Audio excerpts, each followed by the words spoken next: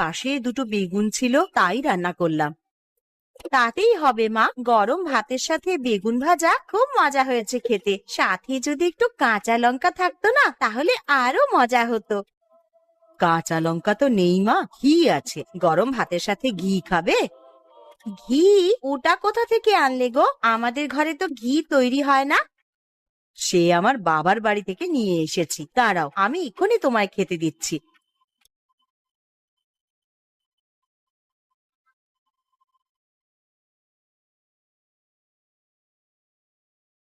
কোথায় গিন্নি, তোমার রান্না বাড়া কি হয়েছে? হলে আমাকে কটা খেতে দাও তো।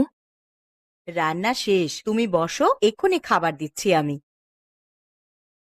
তা নতুন মায়ের হাতের গরম ভাত খেতে কেমন লাগছে ননিমা?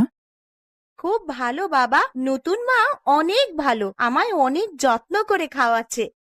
বলেছিলাম না নতুন বউ তোকে খুব আদর করবে, এখন দেখলি তো। তোমার মেয়েও অনেক ভালো, ননিকে নিয়ে থাকতে আমার কোনো অশান্তি হবে না গো। হ্যাঁ গিন্নি, ননি খুব লক্ষ্মী মেয়ে, ওকে তুমি কষ্ট দিও না, হ্যাঁ।